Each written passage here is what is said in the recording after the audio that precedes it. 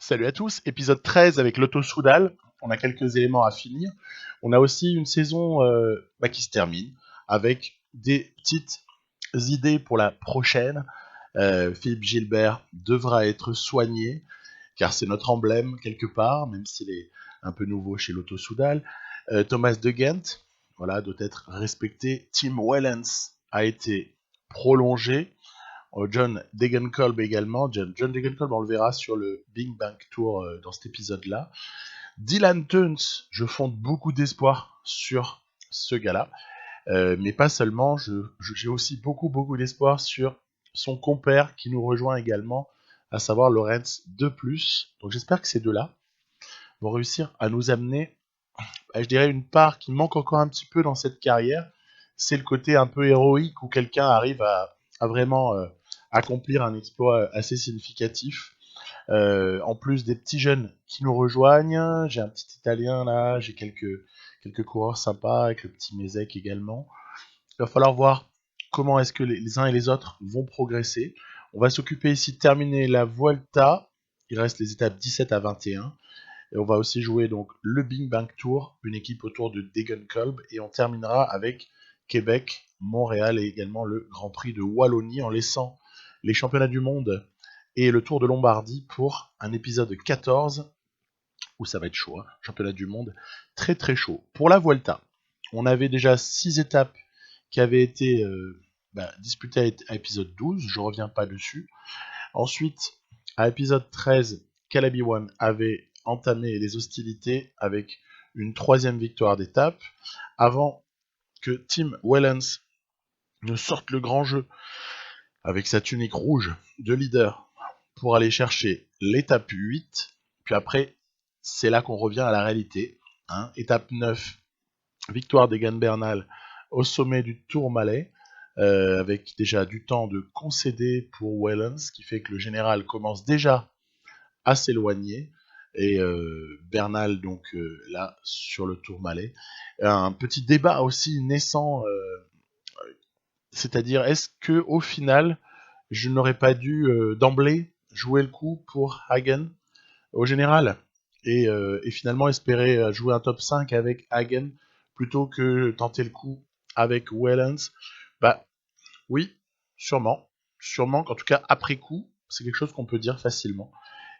Avant, c'était pas forcément évident que Hagen accumulerait comme ça les plus 5, les plus 4.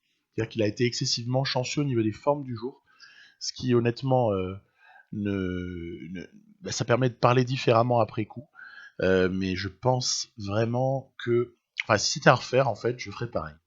Voilà, parce que les notes physiques de Tim Wellens me permettaient d'espérer, avec quelques circonstances favorables, un meilleur classement global que les notes physiques de Hagen ne me permettaient de le faire. Alors évidemment, oui, on peut toujours raisonner avec des si, hein.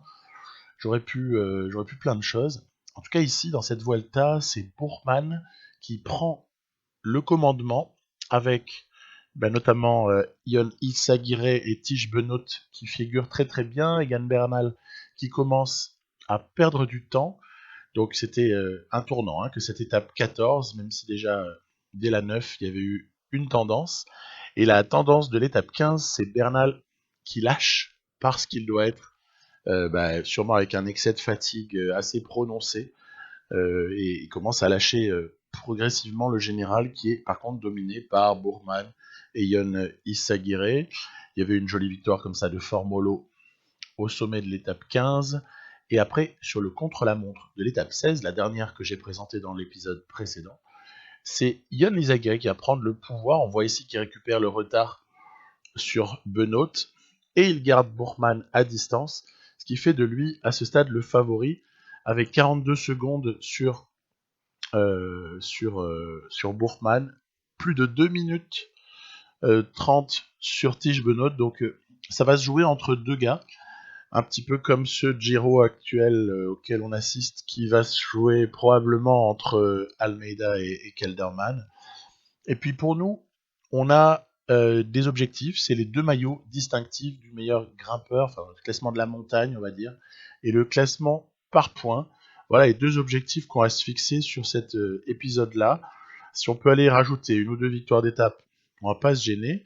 Thomas de Ghent doit aller prendre des points de la montagne, mais n'a pas encore gagné d'étape dans cette Vuelta.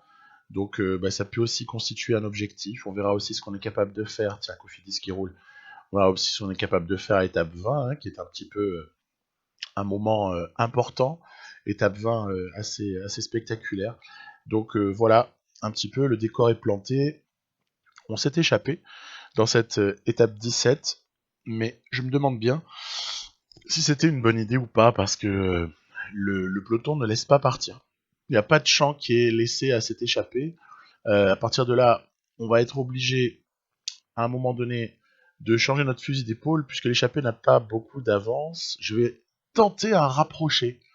Donc ça veut dire, voilà, je fais beaucoup rouler, j'étire énormément le peloton, et je me dis, voilà, écoutez, juste avant une difficulté qui arrive là, si on peut essayer de provoquer des cassures comme ça et d'ensuite mettre des gens à mal, on aperçoit Roglic, on aperçoit Bernal, Tige Benoît a également été tout petit peu piégé, comme ça après on va essayer de faire remonter Tim Wellens, on fait travailler Karl Friedrich Hagen, et si on arrivait à rejoindre Thomas de Ghent avec Jesper de Beust, ça pourrait à la limite être pas mal de faire rouler ces deux-là, essayer de faire en sorte que ensuite derrière ils soient en manque d'équipiers en vérité pour recoller. Bon, c'est pas réellement comme ça que ça va se passer, puisque regardez, quelques-uns des tout meilleurs ont réussi à accrocher le train, l'Auto Soudal. Du coup après, sur une petite séquence avec de la descente et du plat avant une dernière difficulté, c'est pas forcément évident de maintenir cet écart-là. Oui, difficile de rouler fort parce que, en fait, évidemment, je consomme beaucoup de barres sur les types que je fais rouler. Derrière, on aperçoit ici Primoz Roglic qui fait le nécessaire pour rentrer. Voilà, malheureusement, ça s'est un peu reconstitué au niveau du peloton maillot rouge. Ça s'est reconstitué, du coup, tout ce qui nous reste maintenant sur cette étape 17, c'est l'espoir d'aller la gagner et non plus d'essayer de faire une différence de temps. Voilà, c'était un petit peu un va-tout que j'avais tenté pour en me disant, écoute, tu sacrifies peut-être la victoire d'étape pour Caleb Ewan, il en a déjà gagné pas mal, mais par contre, tu essayes de mettre les conditions en place pour gagner du temps, récupérer du temps en général par... on le sait, des fois ça peut arriver comme ça sur ces étapes-là, on peut arriver à récupérer pas mal de temps si on arrive à faire craquer au bon moment, au bon endroit. Ça n'a pas été le cas. Voilà, donc Tim Wellens va être bientôt mis sur orbite par Thomas de Ghent, et ce dernier, voilà, donc continue. Il y a Romain Bardet qui part. Allez, on y va. Thomas de Ghent n'en pouvait plus réellement. On va partir avec Bardet. Wellens s'en va avec Bardet. Évidemment, on va lui apporter un relais immédiat avec Warren Barguil également qui a réussi à sauter dans le bon wagon. Vous voyez, derrière, il faut que ça s'organise. Le temps qu'il s'organise, il y a un petit écart qui est pris, et puis finalement, on va essayer de se jouer l'arrivée à 3, avec Bardet, Barguil, Tim Wellens, 2 Français, un Belge, et un écart qui permet, à mon avis, à ce stade-là, oui, d'envisager la victoire d'étape. Après, le problème, c'est qu'on n'aura pas réussi notre opération initiale, qui était le gain de temps. Alors évidemment, après, c'est plutôt facile à prendre, ce type d'étape-là, parce que il suffit dans les tout derniers kilomètres de s'observer, de prendre la bonne roue, et on s'impose. Donc c'est pas tellement... Il n'y a pas de quoi s'enorgueillir de cette victoire, mais juste de constater que non, l'IA a très bien résisté à la tentative de putsch de l'Auto Soudal. Tim Wellens revient 6ème, mais c'est quasi anecdotique parce que l'écart est fait, et ce n'est pas sur l'étape 18 qu'on va le moins du monde arriver à reprendre du temps, parce que là c'est carrément beaucoup trop plat pour cela. Par contre, ce qu'on veut, c'est clairement la victoire d'étape, toujours pareil. Je vous l'avais dit sur un épisode précédent, tout autre résultat qu'une victoire d'étape sur terrain accessible à Caleb Ewan sera un échec absolument monstrueux. Alors, évidemment, je me disais, ce serait sympa que Philippe Gilbert en claque une, et parce que lui non plus, il a pas de victoire. Je fais quand même pas ce que je veux sur cette Vuelta, faut pas non plus croire. Il y a pas mal de victoires d'étape, certes, mais je fais vraiment pas ce que je veux. En fait, on est vraiment venu pour jouer les victoires d'étape. bah, il faut être à la fin de la Vuelta pour s'en rendre compte. Je fais du Ineos Grenadier version Giro, sans sprinter, eux bien sûr, mais ils en sont déjà à 5 étapes, hein, mine de rien, Ineos Grenadier, sur le Giro qu'on est en train d'avoir. Voilà, bah, je fais ça, je cherche des victoires d'étape, et finalement, il fallait arriver à se l'avouer, parce que c'était pas le cas. C'était pas le cas au départ, moi j'étais là plein d'illusions, je voulais jouer le général. Mais non, on est plus sur Pro Cycling Manager 2018. Il faut se réveiller, gros. Donc voilà, Gilbert repris. Ça ne capitule pas, hein, côté peloton. Ils veulent vraiment se la jouer au sprint. Hein. Bon, ok. Bah, puisque vous voulez la jouer au sprint, les types, bah, nous, en fait, on a un train qui est plutôt sympa. Avec un petit sprinter là, pas pourri, à 83. C'est parti. C'est parti. Et d'ailleurs, regardez, hop là, elle est pas pour Iwan, elle est pour The Beast. Moi, je suis content de l'avoir donné à The Beast, celle-là. Après tout, c'est un coureur super intéressant. Il a, il a fait de l'excellent boulot, ça va sans dire, depuis notamment le début de cette Volta, mais pas que. Il a été hyper précieux, il est assez bon. Quand on regarde les notes, il est vraiment intéressant de Jesper De Beust. Donc, jolie récompense pour lui. Allez, on enchaîne. On s'arrête pas là. Étape suivante, c'est encore du plat. Thomas de Ghent part à l'avant, parce qu'il n'a toujours pas son étape. On a compris que pour Gilbert, c'était mort. Gilbert n'aura pas son étape sur la Vuelta. Maintenant, j'ai encore 2 étapes pour faire gagner De Ghent ou Karl Friedrich Hagen, ou les deux. C'est la course contre la montre, là, voilà. Sauf que bah, vous allez voir que assez rapidement, on a compris que l'échappée n'aura là non plus pas le droit de viser la victoire d'étape. Ça va être encore une fois pour les sprinters, puisque ça travaille très très bien derrière dans le peloton. Donc, De Ghent repris. Le... ça se referme. Hein. Ça se referme sur moi. De Ghent, bah, là non plus, n'aura plus qu'une seule opportunité pour gagner. Ce sera sur l'étape 20, et Dieu sait si l'étape 20 est pas vraiment facile. Et surtout, il y a beaucoup d'enjeux, il y a beaucoup de gens qui peuvent partir à l'avant. C'est assez compliqué. Allez, on a eu la victoire de Beust juste avant. Cette fois-ci, il va falloir savoir s'effacer derrière le patron du sprint sur cette Volta, donc Caleb Ewan. C'est quoi? C'est la numéro 6, c'est ça? Quelque chose comme ça. Bon, on est dans les standards hein, d'un mec comme ça qui domine, qui ultra domine le sprint sur une Volta, ou ça arrive parfois sur un Giro. Vous avez Arnaud Desmar là qui est en train d'en claquer, il a un déjà 4 au moment où je parle, il peut peut-être en viser une 5e sur une des étapes de la 3e semaine. On a déjà vu par le passé John Degenkolb qui avait aussi fait moisson sur la Vuelta. Voilà, ça arrive. Hein. Quand quelqu'un est supérieur sur un grand tour au sprint, il peut arriver qu'il en claque comme ça plusieurs. Je crois pas qu'on soit finalement si irréaliste que ça, même si sur le nombre d'étapes gagnées, là par contre on est dans un jeu vidéo. Euh, Parlons un petit peu de cette étape 20 là, sans laisser passer le temps. Hein, parce que ce qui s'y passe est quand même assez intéressant, assez compliqué aussi. Attention, il y a une lutte à plusieurs niveaux. Déjà, pour le maillot de la montagne, vous pouvez voir que Thomas de Ghent se fait éclater sur le premier sprint par Ben O'Connor. D'autres ont également pris les points, hein, donc attention à eux, notamment Thibaut Pinot. Alors, il est placé au classement de la montagne, il n'est pas très très loin, mais il n'est pas très très proche, pardon, mais bon, voilà, il est placé, donc l'IA lui fait faire le sprint. J'ai envoyé De Ghent à l'avant, et là, vous dites, mais pourquoi il n'a pas envoyé Hagen?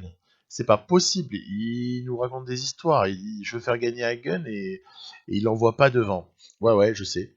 Je l'ai pas envoyé devant, parce que je me disais, tiens, tu vas essayer de sortir, vous voyez l'avant-dernière difficulté, tu vas essayer de sortir un peu plus tard avec Hagen.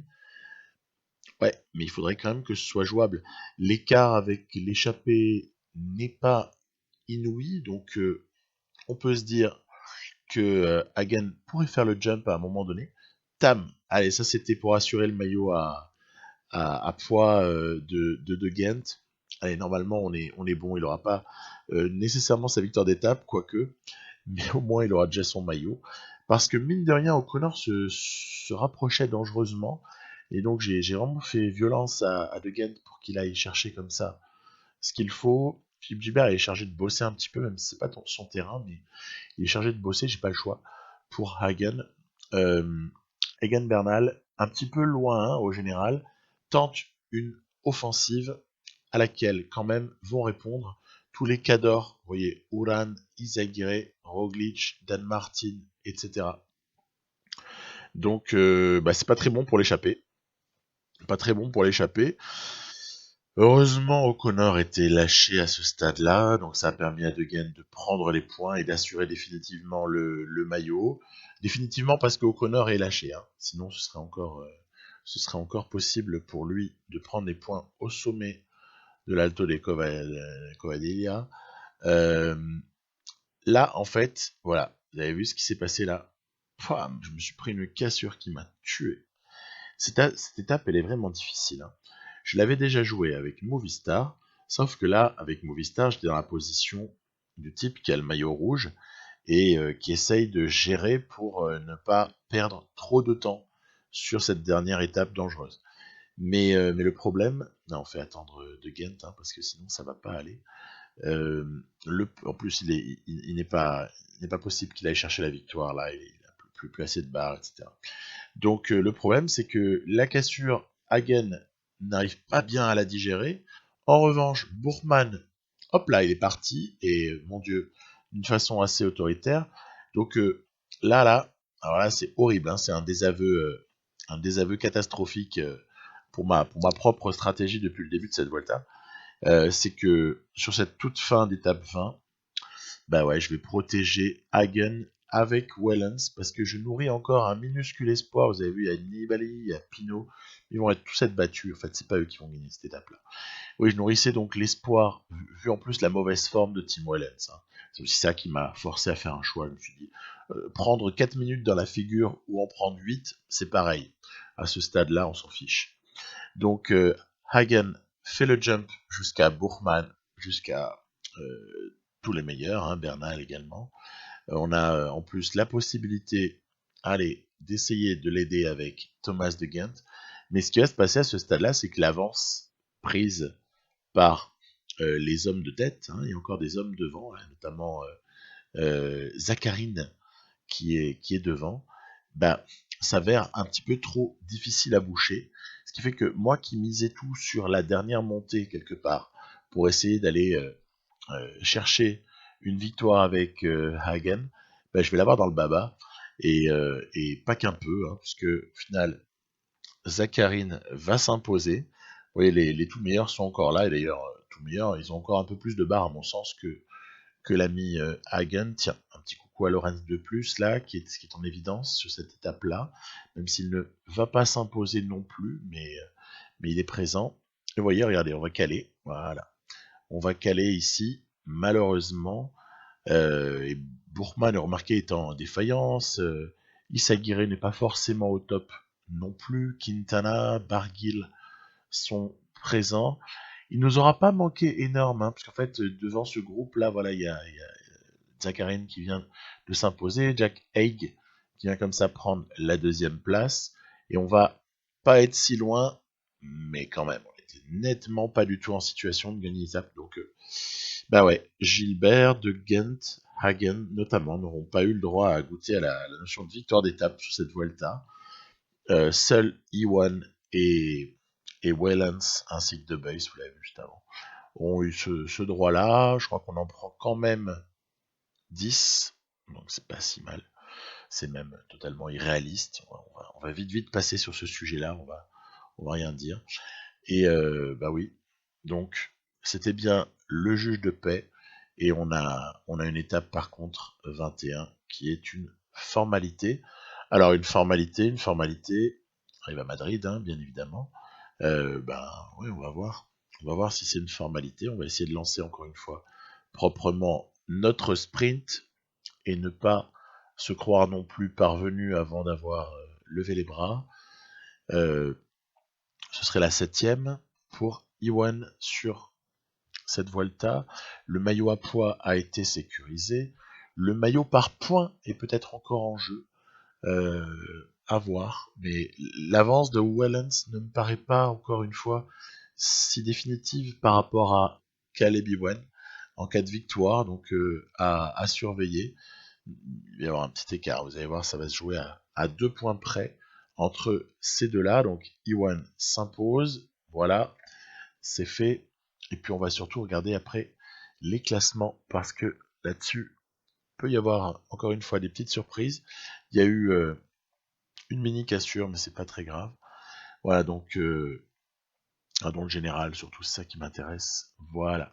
On a quand même le top 10 pour Tim Wallens. Bon, 13 minutes, hein, ce qui veut dire qu'on n'était absolument pas dans le coup, mais bon. Ok. Issa Guiré devant Bourgman. Benoît qui fait 3. Ça me fait un pincement au cœur.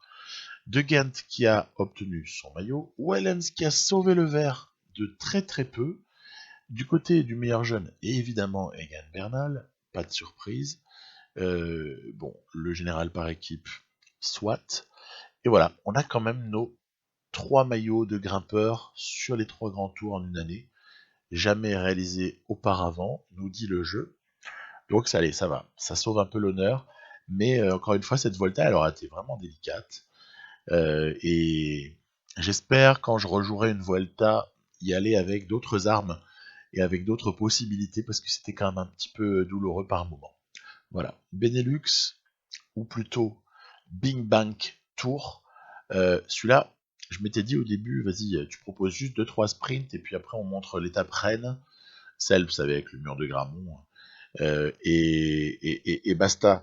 Et en fait, ouais, non, allez, je trouvais ça intéressant, parce qu'au final, c'est un cyclisme qui n'a absolument rien à voir avec celui qu'on avait vu juste avant sur la Volta, depuis maintenant environ 2 épisodes, en comptant la fin de l'épisode 12, l'épisode 13, non, pardon, la fin de l'épisode 11, l'épisode 12. Donc, terminer les courses par étapes et les grands tours, on s'occupe là de ce qui est finalement un championnat des sprinters, hein, avec donc ici c'était Ackermann qui remporte la première manche devant Honowagen. Tiens, on aperçoit Tim Merlier qui est venu se caler en 3ème position. Très bien. Et puis après, ouais, il n'y a pas que des sprints, hein, il y a aussi un petit contre-la-montre, s'il vous plaît, par équipe. Et ça, j'aime bien. Ça, c'est toujours assez amusant à jouer. Le contre-la-montre par équipe, c'est génial. Toujours le principe, hein, que j'applique, c'est de donner, bon, 99 évidemment d'efforts à tout le monde, mais un temps de relais ensuite qui est comme proportionnel aux notes. Enfin, le mot proportionnel est mal choisi, mais qui dépend, on va dire, grandement de la note, en tenant compte de la forme du jour. En CLM, en l'occurrence pour ici, puisque c'est un parcours qui fait un petit peu moins de 10 km. On sait que pour Pro Cycling Manager, la distinction, elle se fait entre 20 km ou moins et plus de 20 km pour le passage de CLM à prologue, voilà, dans le sens inverse, bien sûr. Prologue, donc de 0 à... Allez, moi je dirais... J'ai toujours l'impression qu'en fait, la note de CLM, elle avait un impact quand tu te rapproches de 20, même aux alentours de 18, quoi. Déjà, elle commence à avoir un petit impact, un petit peu comme s'il y avait une péréquation, vous voyez. Mais bon, ici, c'était vraiment la note de prologue, et c'est vrai qu'on n'était pas si mal lotis au final. On a pris que 9 secondes sur l'équipe qui s'impose, ce qui veut dire que le général est toujours jouable pour Degenkolb. C'est un objectif sponsor, hein, ce Bing Bang Tour, hein, c'est aussi pour ça que je le montre, parce que c'est notre 15e objectif de l'année, et que une fois n'est pas coutume, puisque dans mes autres carrières, j'ai raté les 15. J'ai jamais fait 15 sur 15 là depuis pas mal de temps. Là, on a l'occasion de faire 15 sur 15, il nous faut juste quelque chose comme un top 3 au général du Tour du Benelux, donc du Big Bang Tour, il va falloir que je m'habitue un jour. Donc, ça donne envie de s'accrocher. Degenkolb, avec son joli maillot de champion d'Allemagne, va-t-il réussir à s'imposer? Gis Kluge et Mass pour lancer l'ami John. Et en fait, ouais, ça va le faire. C'est cool. Degenkolb va prendre cette étape 3. Ça, c'est déjà une bonne opération dans l'optique du général, hein, puisqu'il y a des bonifications. Tout se joue aux bonifications jusqu'au moment où, avec la difficulté du parcours, éventuellement quelques vallons ou bien une cassure par-ci ou des pavés par-là, la différence se fera de manière un petit peu plus significative, mais pour l'instant, ce sont que des bonifications qui font la diff, puisque même sur le prologue, sur le CLM par équipe, finalement les résultats étaient assez serrés. Donc c'est comme ça, donc on va essayer là encore de préparer un sprint pour l'étape 4, où on libère la bête, mais cette fois-ci, Degenkolb va être court. Et c'est non pas Sagan qui avait pourtant levé les bras, il nous a fait une Julien à la Philippe, l'ami Sagan, c'est Groenewegen qui vient comme ça prendre la sienne, donc partage intéressant. Il y en a eu une pour Ackermann, une pour Degenkolb, une autre pour Groenewegen.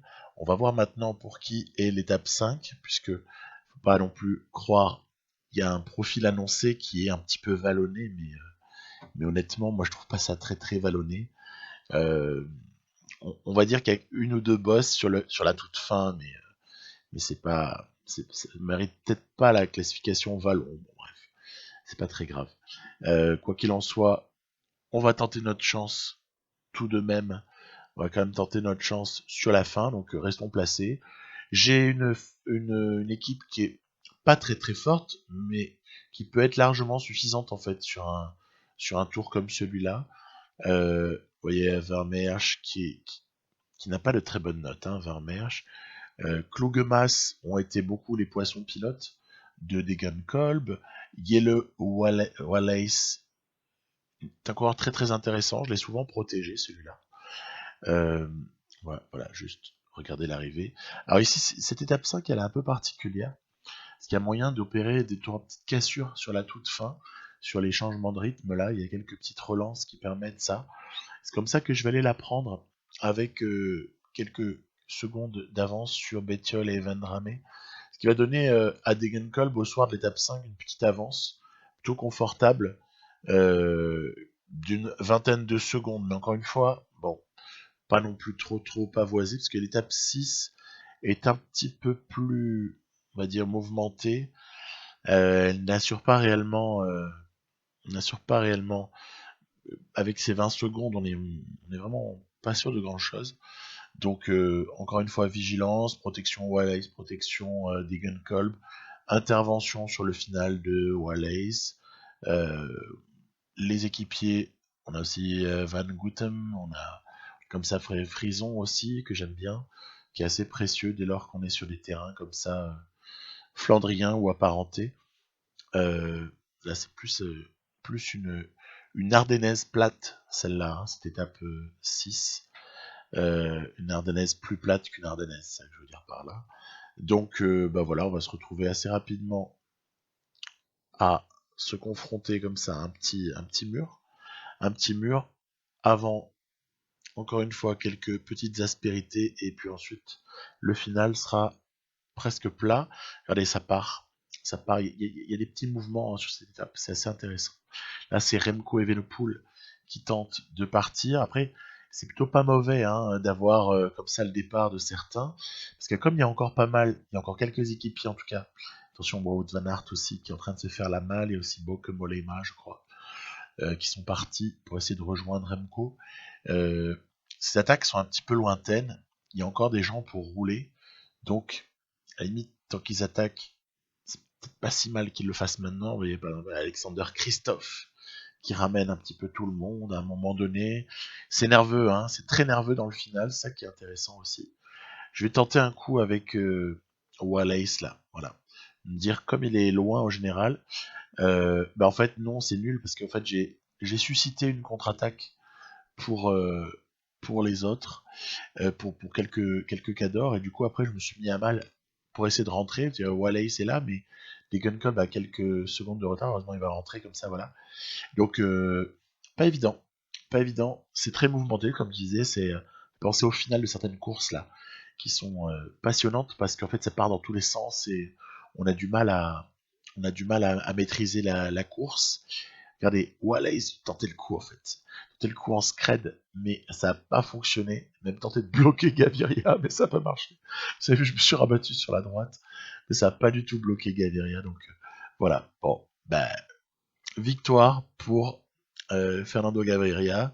Degenkolb conserve le leadership, mais attention à Kwiatkowski et Stuyven qui sont en embuscade avant cette étape 7 arrivée à Gärdsbergen. Donc ça veut dire qu'en gros, on ne montera pas le mur de Grammont sur la ligne d'arrivée, il n'y a pas le mur de Grammont. On est en bas, en quelque sorte, dans le jeu, et la différence entre Gärdsbergen et mur de Grammont, quoi. Mur de Grammont, tu te fais le mur en entier. Gärdsbergen, tu t'arrêtes en bas, et regardez. Là, je me suis pris une cassure sur blocage, donc ça prouve bien le fait, parce que souvent, j'insiste sur ces courses-là. Je vous dis souvent, ouais, toujours essayer d'être placé à l'entrée des secteurs pavés, surtout les pavés montants. Hein. Mais bon, ça peut paraître un peu gonflant. Au bout d'un moment, on se dit, ouais, on n'a pas marre d'être tout le temps à l'avant comme ça. Bah ouais, mais dès que t'es pas à l'avant, en fait, tu peux vraiment te faire bloquer et te prendre des cassures. Là, on a eu de la chance, on est rentré parce qu'il y avait encore des équipiers. La course n'était pas encore dans sa partie, je dirais, la plus décisive, quoi. Mais après, attention, hein. Attention, faut pas subir. Donc c'est pour ça qu'ici, sur ce passage-là au mur de Grammont, on s'est bien sûr acquitté d'être bien à l'avant pour ne surtout pas subir et ne surtout pas non plus. Regardez ici Sagan et Van Aert qui, dans le Bosberg, essayent de partir. C'est pas qu'ils essayent, c'est qu'ils y arrivent en fait. Hein. Donc là, on est obligé de s'employer assez sérieusement. John Degenkolb a même été obligé de rouler à cet endroit-là. Ça veut dire que j'ai pas fait mon boulot parce que normalement, il doit pas avoir à rouler ici. Il doit y avoir des équipiers. Heureusement, Sagan et Van Aert n'ont pas réussi à collaborer suffisamment. Van Aert est ainsi repris par une action décisive de Degenkolb. Attention, Van Aert aurait presque tendance à vouloir retenter. Faut faire très attention. Voilà. Pam, vas-y. Puis alors en plus avec sa note d'accélération, Van Aert, il est loin d'être facile à reprendre. Hein. Là c'est pareil, encore une fois, on s'emploie. Comme c'est pas permis, on s'emploie comme des fous. Avec Sagan dans la roue en plus, pas terrible pour la victoire d'étape, ça, mais bon, bref, à la limite c'est pas grave. Pour essayer de récupérer à tout prix Van Aert, vous avez vu, c'est encore une fois contre-attaque. Cette fois-ci Sagan dans la roue d'un IF là. C'est très nerveux hein, cette toute fin d'étape. Même Kwiatkowski n'a pas dit son dernier mot, mais on est dans les clous, on est dans les 5 premiers.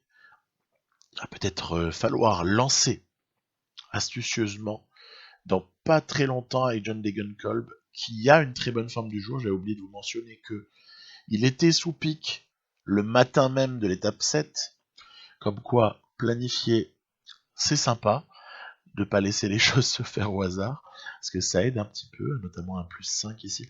Sans cette bonne forme du jour, je pense que je passais à la trappe. Je passais à la trappe, je perdais la bonif, quoi.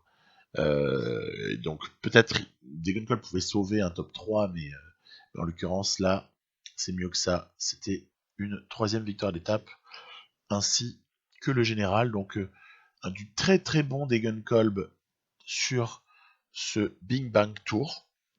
Allez, on va enchaîner parce qu'on est déjà à 33 minutes et j'ai encore 3 courses à vous montrer. Classique de Québec. On y va. Classique de Québec avec un profil que j'ai sélectionné. J'ai eu un peu du mal à le trouver. Il faut aller sur Groupeto si vous le voulez, mais si vous venez sur le Discord, on vous le donnera. Moi, j'aime bien le variant de Léon. Voilà. Le variant de Léon qui existait déjà sur 2018, hein, par exemple. Ce variant, je le trouve 1000 fois plus drôle à jouer que ne peut l'être le variant très classique. Vous savez, le fameux Québec que vous prenez quand vous n'avez pas les bons fichiers au bon endroit et où une étape de je ne sais où va être remplacée par le fameux Québec très classique et qui personnellement me sort par les yeux. Je peux plus le voir celui-là. Donc autant utiliser un variant bien fait par quelqu'un de la communauté qui a toujours fait de très bonnes cartes et qui est un petit peu une forme de référence, même si je crois qu'il est plus très actif, mais n'empêche que tout ce qu'il a fait était pas mal du tout. Il y a de vraies difficultés. C'est très accessible, on va dire, aux punchers, mais aux classic man de manière générale. ce Québec version Léon. Et ben voilà. C'est pas la première fois que je vous le propose. J'avais déjà proposé dans certaines vidéos sur PCM 18 ou même sur PCM 19. Mais je voulais remettre au goût du jour et puis je l'utiliserai systématiquement dès lors que je jouerai Québec. Ce sera avec ce profil-là parce que je le trouve infiniment plus drôle.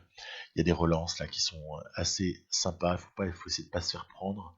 Thomas de Ghent est là notamment pour entourer une équipe avec Sander Armé qu'on n'a pas beaucoup vu parce qu'il était pas mal blessé cette année. De Beust, Steph Kras également sont des noms qu'on a pu voir ici et là. Mais vraiment, on va jouer pour Philippe Gilbert, on s'en doute bien. Il est sur la fin de son pic de forme en plus, donc c'est assez idéal. Idéal pour Philippe Gilbert. Et allez, on arrive bientôt dans le final. Attention, vous avez vu comme ça travaille là devant, là, c'est terrible. Le team Ineos, pas encore grenadier, travaille très très fort pour son leader, qui n'est autre que Michał Kwiatkowski, bien sûr, sur ce Québec. Et voilà, petite descente, puis après, ça va remonter. Et alors, il y a une petite astuce à cet endroit-là. Alors là, je travaille avec De Ghent, mais on va être repris, il n'y a pas de problème. Philippe Gilbert a été gardé au chaud, en fait, le plus longtemps possible. Et après, je vais le mettre en protégé par De Ghent dans le final. Puis alors, attention, il y a un endroit où, si c'est la première fois qu'on le joue, on peut se faire surprendre. Vous allez voir, donc descente, replat, et ensuite, ça va se jouer sur la bosse. Et derrière, il n'y a pas intérêt à être en 8ème position, si vous voyez ce que je veux dire. En fait, il faut attaquer très très tôt. Voilà, ici, là, bam, au moment où on voit plus rien, parce qu'on est caché par l'arche, et ben en fait, c'est là qu'il faut y aller. Et bon, ben, moi, je le savais parce que je l'avais déjà joué, donc je savais que c'était pile à cet endroit-là qu'il fallait pas se faire surprendre.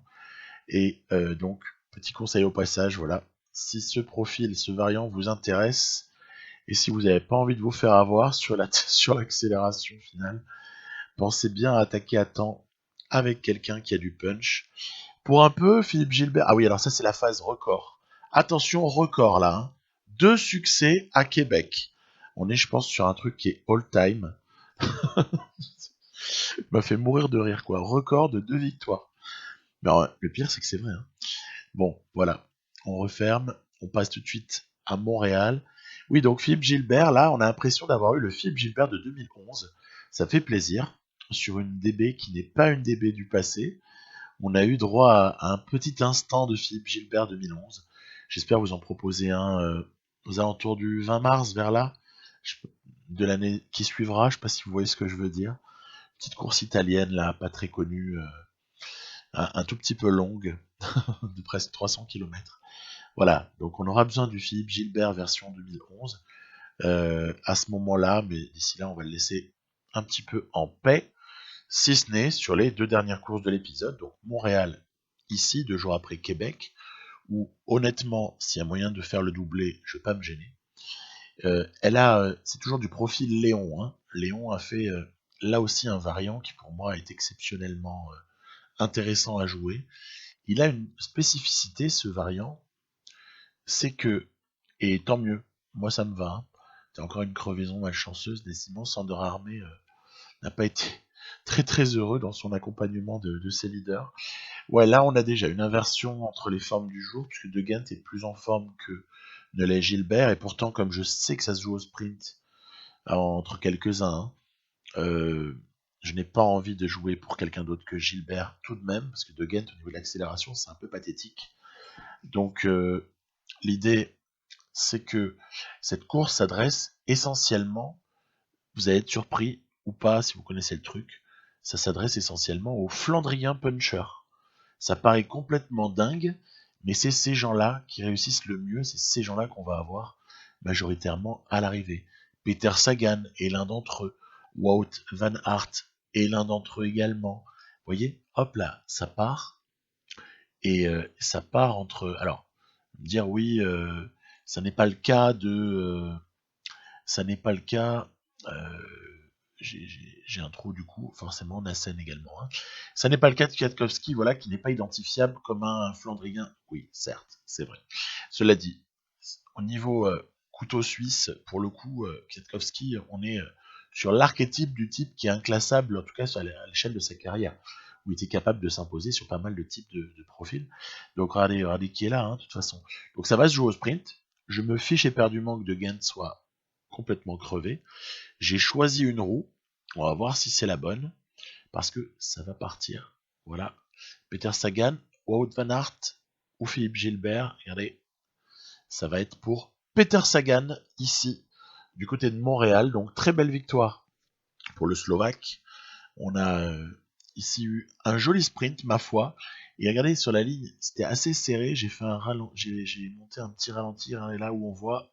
Pam. Ouais. Il y a... Allez...